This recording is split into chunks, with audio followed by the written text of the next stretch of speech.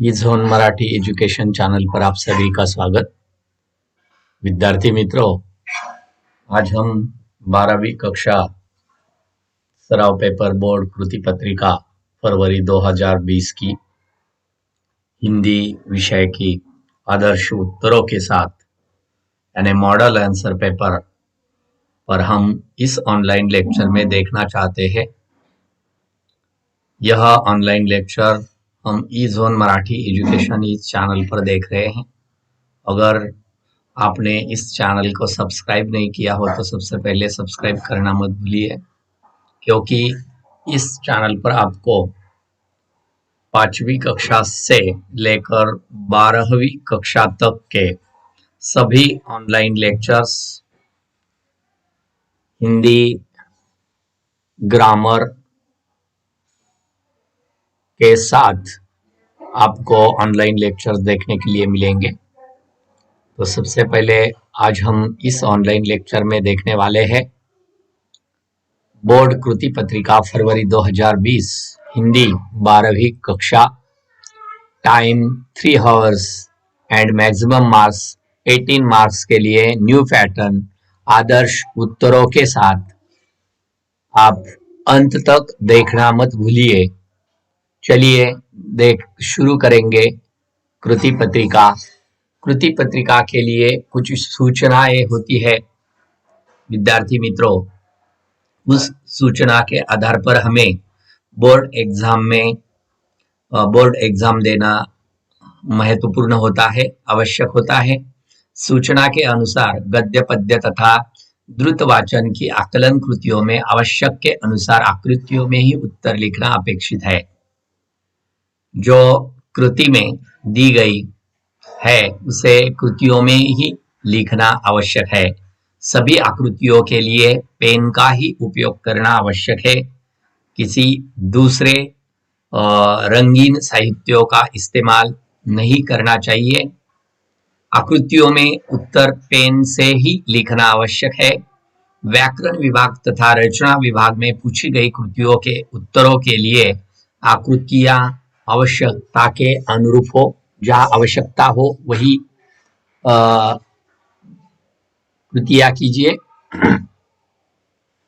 गद्य विभाग 1 में कृति 1 परिचय पढ़कर निम्नलिखित कृतियां पूर्ण कीजिए, संजाल पूर्ण कीजिए। यही कुल 2 अंक के लिए कृति पूछी गई है। इस कृति से शहर के लोगों को भयभीत करने वाली घटनाएं तो सामने यह उत्तर अपेक्षित है। 4 प्रकार के कृष्ण पक्ष की अंधेरी रात, जोरों की बारिश, बिजली गुल होना, बारिश की तेज आवाज। इसलिए इसके नीचे जो दिया गया जो परिच्छेद है सबसे पहले उसे पढ़ना महत्वपूर्ण है। उसके बाद ही आप उत्तर या संजाल पूरा कीजिए। आरा शहर, भादो का महीना, कृष्ण पक्ष की अंधेरी रात, जोरों की बारिश, हमेशा की भांति, बिजली का गुल हो जाना, रात के गहराने और सुनेपन और सघन भयावह बनाती बारिश की तेज आवाज, अंधकार में डूबा शहर तथा अपने घर में सोए दुब के लोग, लेकिन सचदेव बाबू की आंखों में नींद नहीं। अपने आलीशान भवन के भीतर अपने शयन कक्ष में बेहद आरामदायक बिस्तर पर लेटे थे वे, पर लेटने भर से भी तो नींद नहीं आती। नींद के लिए जैसी निश्चितता और बेफिक्री की जरूरत होती है वह तो उनसे कोसों दूर थी। हालांकि यह स्थिति सिर्फ सचदेव बाबू की ही नहीं थी, पूरे शहर पर खौफ का यह कहर था। आए दिन चोरी, लूट, हत्या, बलात्कार, राहजनी और अपहरण की घटनाओं ने लोगों को बेतरह भयभीत और असुरक्षित बना दिया था। कभी रातों में गुलजार रहने वाला उनका यह शहर अब शाम गहराते ही शमशानी सन्नाटे में तब्दील होने लगा था। अब रातों में सड़कों और गलियों में नजर आने वाले लोग शहर के सामान्य और संभ्रांत नागरिक नहीं, संदिग्ध लोग होते थे। कब किसके यहाँ क्या हो जाए सब आतंकित थे। जब इस शहर में अपना यह घर बनवा रहे थे सचदेव बाबू तो बहुत प्रसन्न थे कि महानगरों में दम घोटू, विषाक्त, अजनबियत और छल छदमी वातावरण से अलग इस शांत, सहज और निश्चल, निर्दोष गवई शहर में बस रहे हैं, लेकिन अब तो महानगर की अजनबियत की अपेक्षा यहाँ की भयावहता ने बुरी तरह से त्रस्त और परेशान कर दिया था उन्हें। ये बरसाती रातें तो उन्हें बर्बादी और तबाही का साक्षात संकेत जान पड़ती थी। इस परिषद के आधार पर हमें यह संजाल पूरा करना है कि शहर के लोग भयभीत करने वाली घटनाएं, जोरों की बारिश, बिजली का गुल होना, कृष्ण पक्ष की अंधेरी रात, बारिश की तेज आवाज। उचित मिलान कीजिए, यह मिलान करना है हमें। अंधेरी रात, गुल हो गई, महीना, शहर, इसका मिलान सामने वाले अ आ ई ई यानी भादो, कृष्ण पक्ष, आरा और बिजली से करना है। सामने इस मैंने सिर्फ यह वर्ण दिए है, आपको पूरा अक्षर यानी शब्द यहाँ पर लिखना है। जैसे कि अंधेरी रात, यहाँ पर लिखना है कृष्ण पक्ष। गुल हो गई, यहाँ पर लिखना है बिजली। महीना भादो, शहर आरा, यहाँ पर लिखना है। तो चलिए, 2 अंक के लिए है यह कृति। उसके बाद 3 नंबर की जो कृति पूछी गई है, निम्नलिखित शब्दों के लिए परिच्छेदों में आए हुए विलोम शब्द लिखना है। परिच्छेदों में जो शब्द आए हैं वैसे लिखने। जैसे उदाहरण के तौर पर उन्होंने दिया है बाहर, बाहर, भीतर, सुरक्षित, असुरक्षित, गांव, शहर, अच्छी, बुरी, सुबह, रात, ऐसे लिखने हैं। कुल 2 अंक के लिए 2 अंक आपको मिल जाएंगे। उसके बाद 4 क्रमांक की जो कृति पूछी गई है कि महानगरीय जीवन के बारे में आपको 6 से 8 पंक्तियों में अपने विचार लिखने हैं। यह लिखे हैं, महानगरीय जीवन का अर्थ है बड़े बड़े शहर और उसमें बसे फैक्ट्री, दफ्तर, स्कूल और अनगिनत सुख सुविधाएं, जिसके लिए आमतौर पर लोग यहाँ रहना पसंद करते हैं। ये सारे भौतिक सुख लोगों को अपनी ओर आकर्षित करती है। अक्सर ऐसा देखा गया है, गांव से लोग शहरों की तरफ पलायन करते हैं। इसके पीछे उनका मकसद है रोजगार के अवसरों की तलाश करना। तो इसे हमने 6 से 8 पंक्तियों में लिखा है। उसके बाद आपको जो आकृति पूछी गई है कुल 8 अंक के लिए नीचे परिच्छेद पढ़ना है सबसे पहले, और उसके बाद यह कृति पूर्ण करनी है। बृहस्पति की तरह शनि का वायुमंडल भी हाइड्रोजन, हीलियम, मीथेन तथा एमोनिया गैसों से बना है। शनि की सतह के बारे में हमें कोई जानकारी नहीं है, हम केवल इसके चमकीले बाहरी वायुमंडल को ही देख सकते हैं। शनि के केंद्र भाग में ठोस गुठली होनी चाहिए, लेकिन चंद्रमा, मंगल या शुक्र की तरह शनि की सतह पर उतर पाना आदमी के लिए संभव नहीं होगा। अभी 2 दशक पहले तक शनि के 10 उपग्रह खोजे गए थे, लेकिन अब शनि के उपग्रहों की संख्या 17 तक पहुंच गई है। धरती से भेजे गए स्वयंचलित अंतरिक्ष यान पायोनियर तथा वायेजर शनि के नजदीक पहुंचे और इन्हीं के जरिए इस ग्रह के 7 नए उपग्रह खोजे गए। शनि के और भी कुछ चंद्र हो सकते हैं। शनि का सबसे बड़ा चंद्र टाइटन सौरमंडल का सबसे महत्वपूर्ण और दिलचस्प उपग्रह है। टाइटन हमारे चंद्र से भी काफी बड़ा है। इसका व्यास 5150 किलोमीटर है। अभी कुछ साल पहले तक टाइटन को ही सौरमंडल का सबसे बड़ा उपग्रह समझा जाता था, परंतु वाइजर यान की खोजबीन से पता चला है कि बृहस्पति का गैनीमेडे उपग्रह सौरमंडल का सबसे बड़ा उपग्रह है। लेकिन टाइटन की सबसे अद्भुत चीज यह है कि इस पर मौजूद घना वायुमंडल मुख्य रूप से नाइट्रोजन से बना। टाइटन का यह वायुमंडल हमारी पृथ्वी के वायुमंडल से भी ज्यादा घना और भारी है। टाइटन के वायुमंडल में मीथेन भी पर्याप्त मात्रा में मौजूद है। इस उपग्रह की सतह पर मीथेन वायु ठोस या तरल रूप में हो सकती है।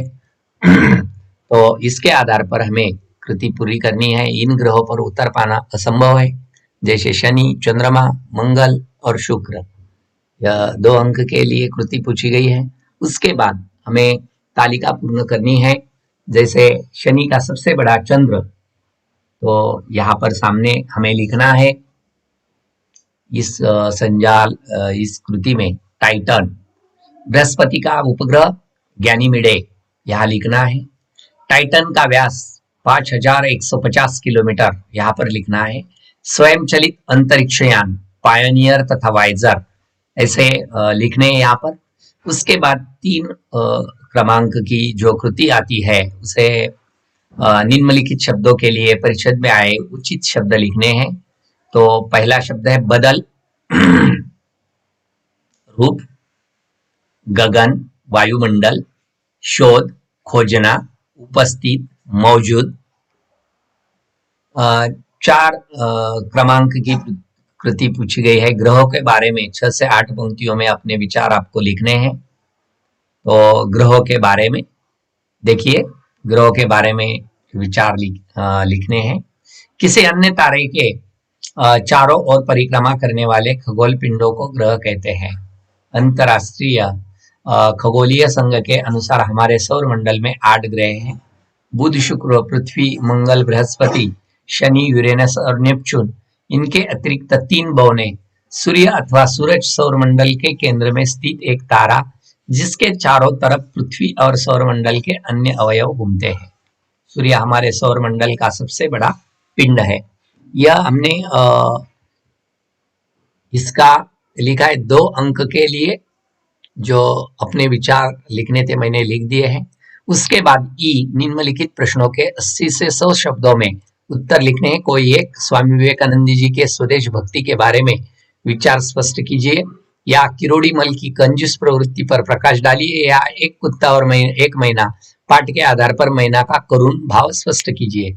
तो इसमें से एक पर लिखना है। तो स्वामी विवेकानंद जी का जो स्वदेश भक्ति का जो है वह लिखा है।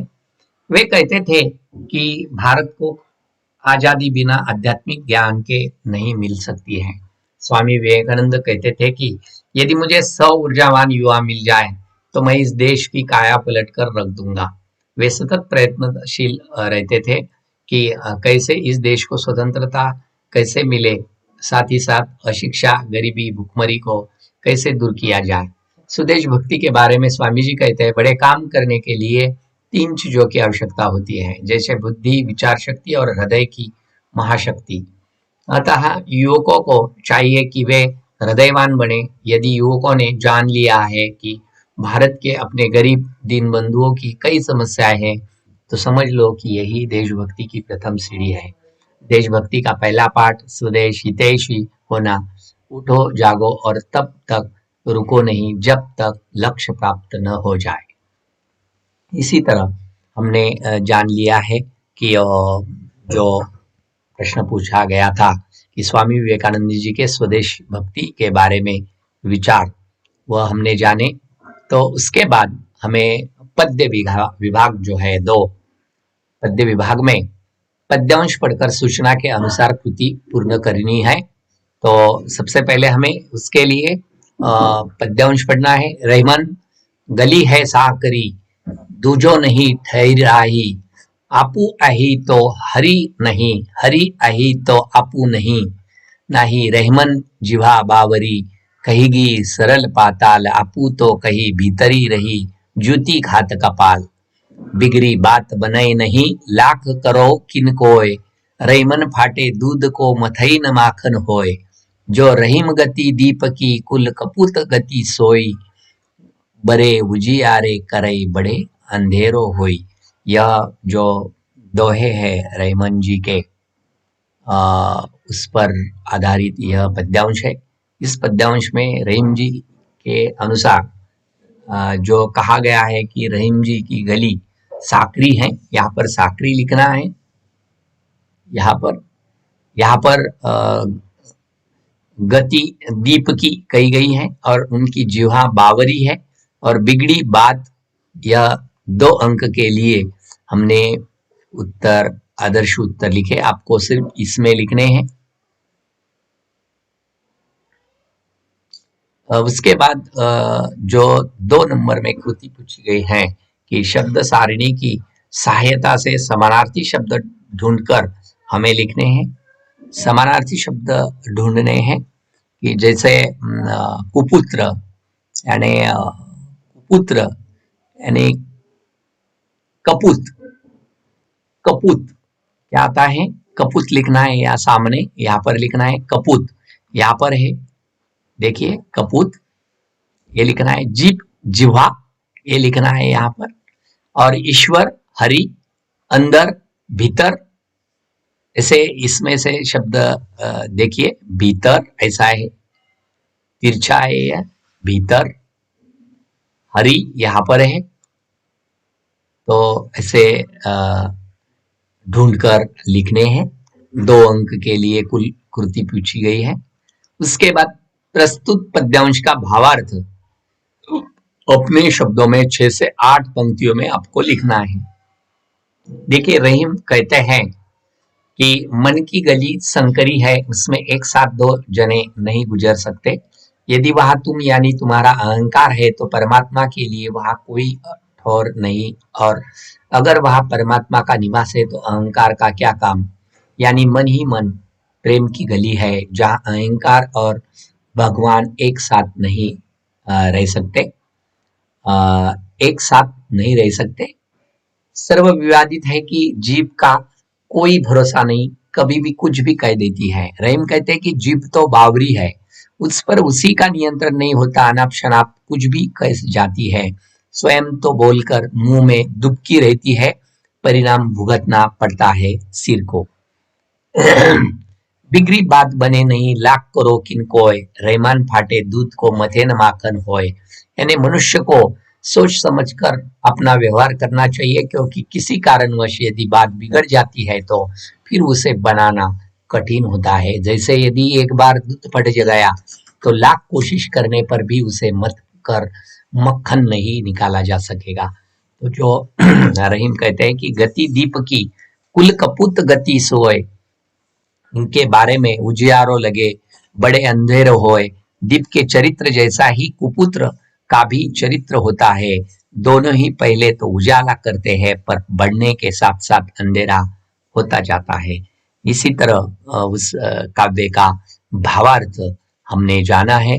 उसके बाद हम जानने वाले हैं कि वृक्ष का उस पद्यांश पढ़कर सूचना के अनुसार हमें और दूसरा पद्यांश पढ़ना है। उसके बाद हमें यह कृति पूरी करनी है कि यह पद्यांश पढ़ना है कि अब की घर लौटा तो देखा वह नहीं था, वही बूढ़ा चौकीदार वृक्ष जो हमेशा मिलता था घर के दरवाजे पर तैनात। पुराने चमड़े का बना उसका शरीर, वही सख्त जान झुर्रियोदार खुरदुरा तना, मैला कुचैला राइफिल सी एक सूखी डाल, एक पगड़ी फूल पत्तीदार, पाओ में फटा पुराना जूता, चरमराता लेकिन अक्कड़ बलबूता, धूप में बारिश में गर्मी में सर्दी में हमेशा चौकन्ना अपनी खाकी वर्दी में। तो यहाँ पर आपको जो लिखना है कि वृक्ष का इन मौसम में चौकन्ना रहना है। कौन सी मौसम में? धूप, गर्मी, बारिश और सर्दी में उसे चौकन्ना रहना होता है। तो यहाँ यह संजाल पूरा करना है, यहाँ पर लिखना है आपको, और यह संजाल पूरा करना है। उसके बाद देखिए अपनी खाकी वर्दी में, तो खाकी वर्दी में कहा है, तो यहाँ पर कहा है कि राइफिल सी एक सूखी डाल, राइफिल सी एक सूखी डाल। देखिए यहाँ पर राइफिल सी एक सूखी डाल, और पाओ में फटा पुराना जूता, और एक पगड़ी फुल पत्तीदार, यहाँ पर लिखना है आपको। यानी 2 अंक के लिए कुल यह कोष्टक में से शब्द चुनकर पंक्तियां पूर्ण करनी है। उसके बाद प्रस्तुत पद्यांश का भावार्थ अपने शब्दों में लगभग 6 से 8 पंक्तियों में आपको लिखना है। पद्यांश का अर्थ देखिए, भावार्थ। कवि ने इन पंक्तियों में एक बूढ़ा वृक्ष को युगों युगों का प्रहरी मानते हुए सभ्यता संस्कृति की रक्षा हेतु मानव को जगाने का प्रयास किया है। कवि की कल्पना ने वृक्ष को अभिभावक, चौकीदार, पहरुआ के रूप में चित्रित कर मानवीयता प्रदान किया है। इसमें वृक्ष की चेतनता, कर्तव्यनिष्ठता एवं आत्मीयता दर्शाई गई है। तो इसी तरह उसके बाद हमें पद्यांश पढ़कर वृद्धा के संघ से बच्चों में होने वाली भाषाई लाभ, मिथकों, अजब कौंद, मुहावरों और लोकगीतों, इस लिखकर आपको यानी पद्यांश पढ़कर, यह पद्यांश पढ़ना है। उनके ही संग साथ से भाषा में बच्चों की आ जाती है एक अजब कौंद, मुहावरों, मिथकों, लोकोक्तियों, लोकगीतों, लोक गाथाओं और कथा समयों की। उनके ही दम से अतल कूप खुद जाते हैं बच्चों के मन में, आदिम स्मृतियों के घुल जाती है बच्चों के सपनों में। हिमालय विमालय की अतल कंदराओं की, दिव्य वर्णी, दिव्य गंधी, जड़ी बूटियां और फूल वूल। इस पंक्तियों में से हमें यह कृति पूर्ण करनी है कि वृद्धा के संग से बच्चों में होने वाली भाषाई लाभ क्या है, वह दिया गया है, यह पूरा करना है संजाप। उसके बाद प्रस्तुत पद्यांश का संदेश 6 से 8 पंक्तियों में लिखना है। तो वृद्धाए धरती का नमक है, इस कविता में कवयित्री अनामिका ने आधुनिक परिवारों में वृद्धाओं की आवश्यकता पर ध्यान आकर्षित किया है। कवयित्री के अनुसार वृद्धाओं की घर में बहुत बड़ी भूमिका है, उनके कारण घर का खाना स्वादिष्ट बनता है, घर सजा हुआ रहता है, बच्चे दादी का लाड़े प्यार पाकर खुश रहते हैं तथा छोटी मोटी सिलाई का काम भी कर देती है। वृद्धाओं के पास पुराने अनुभव का भंडार होता है, इसलिए घर के बच्चों सामान्य बीमारियों का घरेलू इलाज वे अच्छी तरह से कर देती है। रात रात भर जागकर बीमार बच्चे की देखभाल कर देती है। पुरानी कथाएं, लोक कथाएं और लोकगीत सुनाकर घर के बच्चों का मनोरंजन करती है। बच्चे उनकी छत्र छाया में रहकर अपने का ज्ञान में भी वृद्धि करते हैं। इतना सब होते हुए भी वृद्धाएं हुए भी अपनी मौजूदगी जाहिर नहीं होने देती। जो महत्व नमक का भोजन में है, वही महत्व वृद्धा का परिवार में है। वृद्धाओं के बिना परिवार अपनत्व की मिठास से वंचित रहता है। दुनिया के सारे परिवार वृद्धाओं के अपनत्व की मिठास का अनुभव करते हैं, इसलिए कवयित्री अनामिका ने वृद्धाए धरती का नमक है ऐसा कहा है। तो इसी तरह उसके बाद विभाग 3 में धृतवाचन विभाग 3 में देखने वाले हैं कि परिषद पढ़कर सूचना के अनुसार कविता पूर्ण कीजिए। मानवता की सच्ची देवी सेविका मदर टेरेसा का जन्म 26 अगस्त 1910 को मकदूनिया के एकोपजे नामक स्थान पर हुआ। वे 3 भाई बहनों से सबसे छोटी थी तथा पिता एक सफल व्यापारी थे। 12 वर्ष की आयु में उन्होंने तय किया कि वे मिशनरी बनेंगी। 18 वर्ष की आयु में वे लोरेटो सिस्टर्स के लिए काम करने लगी, जो भारत में बहुत सक्रिय था। 24 मई 1931 को उन्होंने नन के रूप में शपथ ली तथा 1948 तक कलकत्ता के सेंट मेरी स्कूल में अध्यापन करती रही। कलकत्ता में स्कूल आते जाते समय वे प्रायः झोपड़पट्टियों में बसे निर्धनों की दशा देख द्रवित हो जाती। एक बार उन्होंने मरणासन्न रोगी को देखा जो कष्ट के कारण अंतिम सांसें भी नहीं ले पा रहा था। मदर ने अपने अधिकारियों से अनुमति लेकर कलकत्ता में मिशनरी ऑफ चैरिटी की स्थापना की। बेघर बच्चों के लिए स्कूल खोला, बीमार व्यक्तियों के लिए अस्पताल खोला और मरणासन्न रोगियों को भरपूर सेवा तथा स्नेह मिलने लगा। कई दूसरी लड़कियां भी सदस्य बन गई। वे भी पूरे प्रेम भाव से निर्धन तथा असहायों की सेवा करती। अनाथ बच्चों के लिए भी एक संस्था खोली गई। मदर लोगों के घर घर जाकर खाना, दवाएं तथा कपड़े मांगती। कुछ समय बाद लोग स्वयं आकर चंदा देने लगे। मदर के काम को विश्व स्तर पर सराहा गया, क्योंकि केवल भारत में ही नहीं बल्कि Asia, Africa, Latin America, Poland और ऑस्ट्रेलिया आदि देशों में भी मदर की संस्था अपना कार्य करने लगी। 1965 में पोप जॉन पॉल ने मदर को दूसरे देशों में अपनी सेवाएं देने की आज्ञा दे दी। तो इसी तरह इस परिषद से पढ़कर हमें मदर की संस्थाएं इन देश में कार्य करती है, तो अमेरिका, पोलैंड, ऑस्ट्रेलिया और भारत। उसके बाद मदर टेरेसा के जो सेवा क्षेत्र हैं वह स्कूल में अध्यापन करना, रोगियों की सेवा करना, अनाथों की सहायता करना, बच्चों की सहायता करना, यही उनके सेवा क्षेत्र हैं।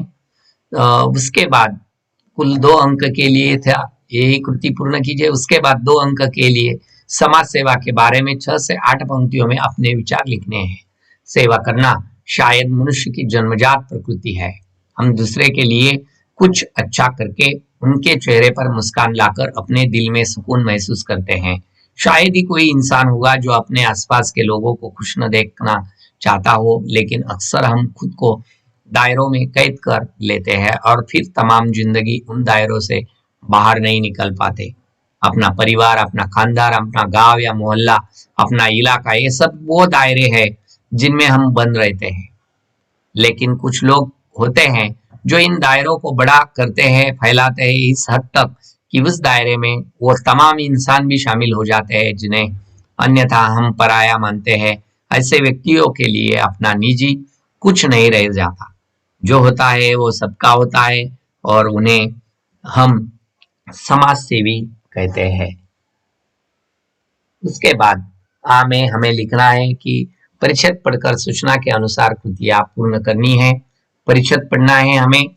उसके बाद कुल 4 अंक के लिए कृति पूछी गई है। इस पर आप कार्यालय अथवा कॉलेज जा रहे हैं। ठीक समय सहसा आप देखते हैं कि जेब में पेंसिल नहीं है। आपने अपनी कोठरी में ढूंढना आरंभ किया, बड़ी चौकसी से अपनी कोठरी का कोना कोना छान डाला। इसी समय आपका पुत्र या भाई आकर पूछता है, क्या ढूंढ रहे हैं? पेंसिल ढूंढ रहा हूँ। जेब में नहीं है क्या? अब आप ही सोचिए कि जेब में पेंसिल रहने पर चारपाई के नीचे घुसकर कोई थोड़े ही पेंसिल ढूंढता है। वह फिर कहता है, मेज पर देखो। यदि इस बात पर भी आपको क्रोध ना आए तो आप संसार में रहने योग्य नहीं है। आप कुछ बोलना ही नहीं चाहते हैं, लेकिन आपकी आंख घड़ी पर पड़ती है। आप देखते हैं कि बहुत विलंब हो गया है। ऐसे समय पर विवाद करना अच्छा समय नहीं है। इसी समय पुत्र या भाई किसी को काम से बाहर जाता है। आप पेंसिल के ढूंढने का भगीरथ प्रयत्न कर रहे हैं। 2 मिनट के पश्चात पुत्र या भाई आकर फिर पूछता है, अब भी पेंसिल नहीं मिली? आप इस बार भी क्रोध को दबाए रहे। फिर दूसरा प्रश्न आया, कहीं कोर्ट में तो नहीं रही? उसे तो अम्मा ने धोबी के यहाँ भेज दिया है। तो नहीं, मैंने आज नहीं, अभी आप आधा घंटा पहले उसमें उससे लिखा है। बैंगनी रंग की पेंसिल थी, 4 आने की थी। अरे ठीक याद आया, उसे मैं पानी में भिगोकर टीका लगाने ले गया था, अभी लाया। यह कहकर पुत्र या भाई चला जाता है। ऐसे समय आपके मन की दशा कैसे होगी यह आप स्वयं अनुमान कर ले। एक बार मैंने नई पुस्तक मोल ली, दूसरे दिन का घर कोना कोना छान डाला, रसोई घर भी न छोड़ा। घर भर में सभी लोगों ने हलचल मचा दी। ढूंढते ढूंढते कई दवातें उड़ेल दी, औषधि की शीशियां फोड़ दी। जिन पत्रों का उत्तर देना रह गया था उन्हें पुरानी चिट्ठियों में मिला दिया। पुस्तकों की पेटियों में कपड़ों की पेटियों में पुस्तक डाल दी। सब कुछ किया पर पुस्तक न मिली। तो इस परिच्छेद से आधार पर हमें यह संजाल पूरा करना है। संजाल पूर्ण कीजिए। पेंसिल ढूंढने वाले को पूछे गए सवाल, क्या ढूंढ रहे हो? अब भी पेंसिल नहीं मिली? पेंसिल ढूंढ रहा हूँ। जेब में नहीं है क्या? तो ऐसे आपको इससे यह कृति पूरी करनी है। इस पुस्तक ढूंढने के लिए किए गए प्रयास, तो सबसे पहले आपको 1 नंबर लिखना होगा, कोना कोना, घर का कोना कोना छान डाला, रसोई घर छान डाला, घर के सभी लोगों ने हलचल मचा दी और औषधों की शीशियां भी तोड़ दी ढूंढते समय। यह लिखना है 2 अंक के लिए। उसके बाद हमें विभाग 4 आता है। 4 विभाग में व्याकरण विभाग होता है। कृति पूछी जाती है कुल 10 अंक के लिए। कृति 4, निम्नलिखित वाक्यों में से किन्हीं 2 वाक्यों का रचना के अनुसार भेद पहचान कर लिखना है। रचना के आधार पर मैंने साफ इनकार कर दिया कि मुझे आगे पढ़ना ही नहीं। मिश्र वाक्य है, मेरे प्रति स्नेह प्रदर्शन के कई प्रकार थे। सरल वाक्य है, डॉक्टर को देखकर तुरंत देह त्याग करने की इच्छा होती थी और नर्स को देखकर जन्म जन्म जीने की। तो यह संयुक्त वाक्य है।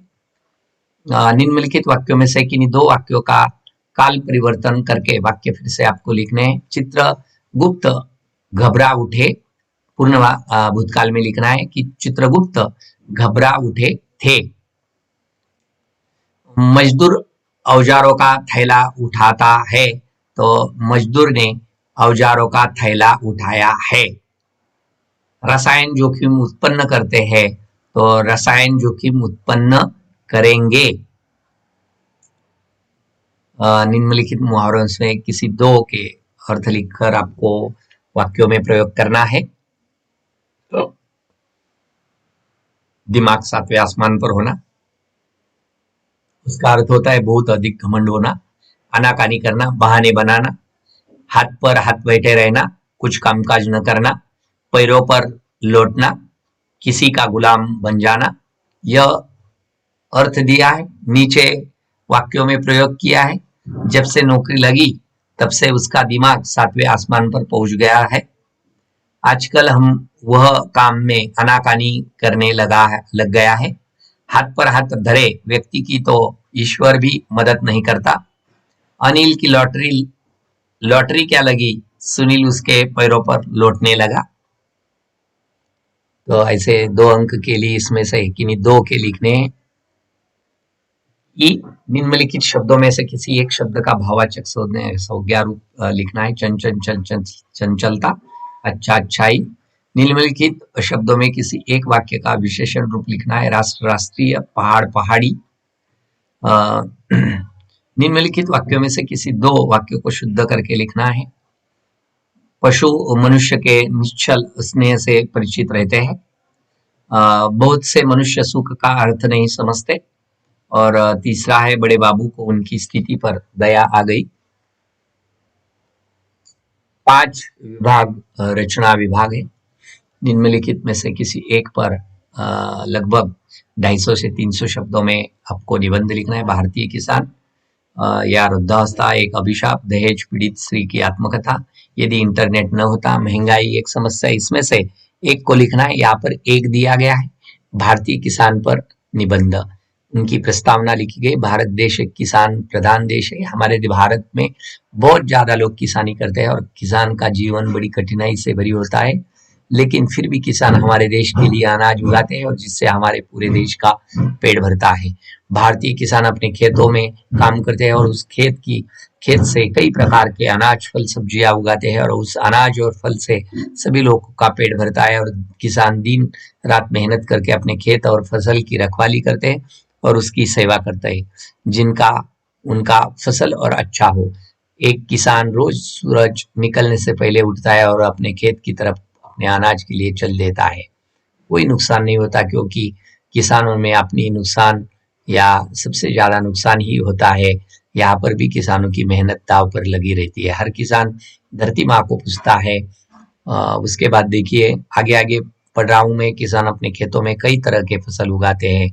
गन्ना, धान, मटर, प्याज, आलू, धनिया, सब्जी, बैंगन, टमाटर इत्यादि फल सब्जियां भी उगाते हैं। फसल तैयार हो जाने के बाद किसान उन्हें बाजार में बेच देता है और वहां से सभी लोग खरीद कर खाते हैं। सरकार किसानों के लिए क्या क्या करते हैं यह दिया गया है। समाचार के लोगों को भी सभी किसानों पर नजर नहीं पड़ती है। मुश्किलें आसानी हो सकती है। निष्कर्ष, किसी भी किसान के लिए उन्नति, देश के लिए। यहाँ पहुंच करके आप इस निबंध को लिखिए और पढ़िए अच्छी ढंग से। उसके बाद कृति 6, निम्नलिखित जानकारी के अनुसार आपको पत्र का प्रारूप तैयार करना है अथवा वृत्तांत लेखन, दोनों से एक को करना है। कुल 5 अंक के लिए यहाँ पर हमने वृत्त लेखन किया है। श्रीमती गोदावरी हिंदी विद्यालय ने मनाया वाचना प्रेरणा दिन 15/2/2022। पिंपरी, भगीरथ प्रयास नेटवर्क, पुणे, पिंपरी चिंचवड़ सहित पूरे महाराष्ट्र में देश के पूर्व राष्ट्रपति डॉक्टर एपीजे अब्दुल कलाम की जयंती के उपलक्ष्य में वाचन प्रेरणा दिन मनाया गया। चिंचवड़, पुणे के श्रीमती गोदावरी हिंदी विद्यालय व कनिष्ठ महाविद्यालय में वाचन प्रेरणा दिवस बहुत ही उत्साह के साथ मनाया गया। वाचन प्रेरणा दिन के अवसर पर एपीजे अब्दुल कलाम के मिसाइल व देश के लिए दिए गए योगदान के बारे में बताया गया। तो इसी तरह आपको वहां पर लिखना है। उसके बाद आ में कृति पूछी गई है कि निम्नलिखित अपठित गद्य खंड ध्यान से पढ़िए और उस पर आकलन हेतु 5 प्रश्न आपको तैयार करने हैं। तो हिंदुस्तान एक विचित्र देश है, उसकी पहचान नदी से होती है या वनस्पति से, उसके देश काल का बोध या तो नदी करती है या वनस्पति करती है। विशेष रूप से काल बोध वनस्पति ही कराती है। उसके ऋतु चक्र का अवतरण सबसे पहले वनस्पति जगत पर ही होता है। हिंदुस्तान का आदमी वनस्पति को अपना प्रतिरूप मानता है।